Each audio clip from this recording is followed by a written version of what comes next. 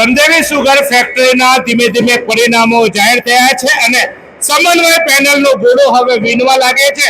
અમિત પટેલના નેતૃત્વમાં અને જેબી પટેલના માર્ગદર્શન હેઠળ લડાયેલી સમન્વય પેનલમાં હવે છઠ્ઠી બેઠક પર વિજય થઈ છે. વલસાડની બેઠક, આમ તો વલસાડની બેઠક કહેવાય છે કે નિશ્ચિત હતી, કારણ કે વલસાડમાં સહકાર પેનલના ઉમેદવાર અત્યારે મતદાન ગણતરીમાં પણ આવ્યા નહોતા. ત્યારે ચોક્કસ કમલભાઈએ બધી કોઈ બાજી મારી છે વોર્ડ નંબર 10માં અને આ નિશ્ચિત થયો છે કે સમન્વય પેનલ હવે સત્તા તરફ આગળ વધી રહી છે. આ વિજય કોને આપશો શ્રી? હું જયંતિ બાપાને આપું છું. જે બાપાએ એમની હવે છેલ્લી અવસ્થામાં જે અમને મારા ઉપર વિશ્વાસ રાખીને જે મને ટિકિટ આપી તે બદલ મારી જીતને હું બાપાને અર્પણ કરું છું, જયંતિ બાપાને અર્પણ કરું છું. અને બાપાનું સપનું હતું કે એક શાંત અને વિકાસ કરે એવી પેનલ મારે મૂકવું છે. તો હું આ બાપાને મારી આ જીતને હું અર્પણ કરું છું.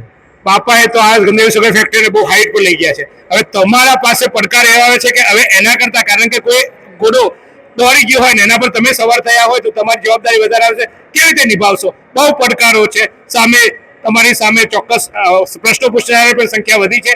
તો કેવી રીતે આ લડત આગળ વધારશો? બાપા જેવા જે 35 વર્ષથી જયંતિ બાપાએ જે સુગર ફેક્ટરીઓ અહીંયા ચલાવી છે, ઇન્ડિયામાં ફોરેનમાં જે નામ રોશન કર્યું છે, અને એવા વ્યક્તિઓના હાથ જો અમારા માથા પર હોય તો ચોક્કસ એ લોકોના માર્ગદર્શન હેઠળ અમે આગળ કામ કરીશું. જય હિન્દ. ચોક્કસ. તો આ જોવો છે વલસાડને વિજય થયા છે અને સમન્વય પેનલ વધુ એકવાર વિજયના રથ પર આગળ વધી રહી છે, કારણ કે સમન્વય પેનલની આ છઠ્ઠી બેઠક આવી છે.